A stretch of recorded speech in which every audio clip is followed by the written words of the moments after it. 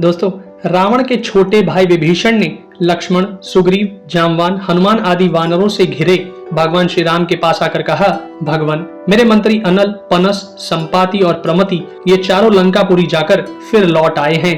ये सब लोग पक्षी का रूप धारण करके शत्रु की सेना में गए थे और वहां जो व्यवस्था की गई है उसे अपनी आंखों से देखकर फिर यहाँ उपस्थित हुए हैं। श्री राम, इन्होंने रावण द्वारा किए गए नगर रक्षा के प्रबंध का जैसा वर्णन किया है उसे मैं ठीक ठीक बताता हूँ। सेना सहित प्रहस्त नगर के पूर्व द्वार का आश्रय लेकर खड़ा है।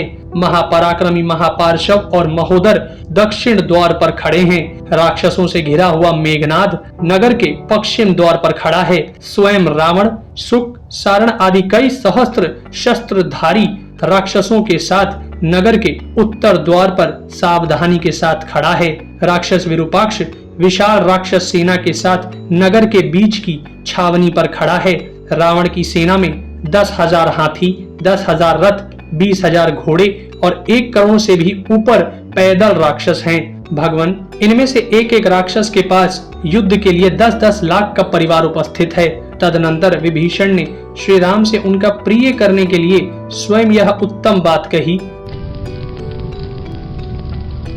भगवान, मैंने जो रावण की शक्ति का वर्णन किया है इसको लेकर ना तो आपको अपने मन में दीनता लानी चाहिए और ना मुझ पर रोष ही करना चाहिए। मैं आपको डराता नहीं, शत्रु के प्रति आपके क्रोध को उभार रहा हूँ, क्योंकि आप अपने बल पराक्रम द्वारा देवताओं का भी दमन करने में समर्थ हैं। इसलिए आप इस वानर सेना का व्यूह बनाकर ही विशाल सेना से घिरे हुए रावण का विनाश कर सकेंगे। विभीषण के ऐसी बात कहने पर भगवान श्री राम ने कहा, बहुसंख्य वानरों से घिरे हुए कपिश्रेष्ठ नील पूर्व द्वार पर जाकर प्रहस्त का सामना करें। विशाल वाहिनी से युक्त वाली कुमार अंगद दक्षिण द्वार पर स्थित हो महापार्शव और महोदर के कार्य में बाधा डालें।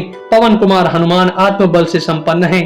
ये बहुत से वानरों के साथ लंका के पश्चिम फाटक में प्रवेश करें। जो वरदान की शक्ति से संपन्न और प्रजाजनों को संताप देता हुआ संपूर्ण लोकों में घूमा करता है, उस रावण के वध का दृढ़ निश्चय लेकर मैं स्वयं लक्ष्मण के साथ नगर के उत्तर फाटक पर आक्रमण करके उसके भीतर प्रवेश करूंगा, जहां सेना सहित रावण विद्यमान है। वानरराज सुग्रीव, रीछों के पराक्रमी राजा जामवान तथा रावण के छोटे भाई विभीषण ये लोग नगर के बीच के मोर्चे पर आक्रमण करें। वानरों को युद्ध में मनुष्य का रूप नहीं धारण करना चाहिए। इस युद्ध में वानर सेना का हमारे लिए यही संकेत या चिन्ह होगा।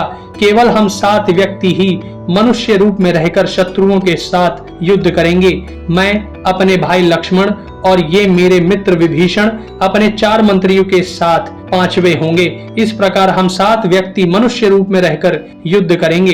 तदनंतर श्री राम अपनी विशाल सेना के साथ बड़े हर्ष और उत्साह से लंका की ओर चले।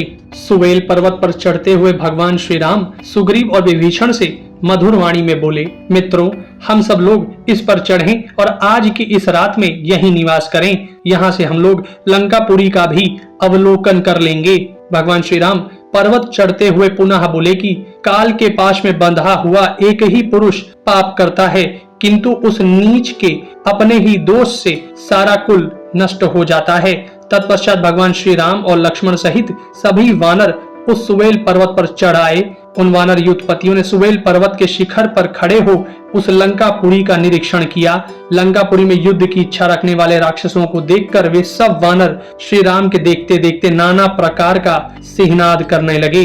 तदनंतर संध्या की लाली से रंगे हुए सूर्यदेव अस्ताचल को चले गए और पूर्ण चंद्रमा से प्रकाशित उजेली रात वहां सब ओर छा गई। तत्पश्चात वानर सेना के स्वामी श्री राम ने अपने भाई लक्ष्मण और युद्धपतियों के समुदाय के साथ सुवेल पर्वत के पृष्ठ भाग पर सुख पूर्वक निवास किया।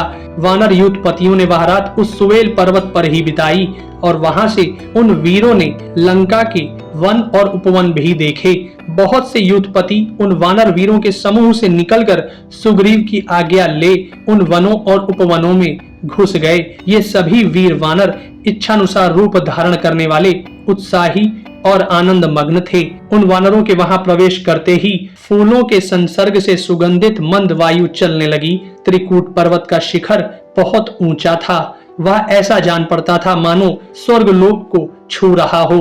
उस पर सब ओर पीले रंग के फूल खिले थे। जिससे वह सोने का सा जान पड़ता था। उस शिखर का विस्तार 100 योजन था। वह देखने में बड़ा ही सुंदर, स्वच्छ, कांतिमान और विशाल था। पक्षियों के लिए भी उसकी चोटी तक पहुंचना कठिन होता था।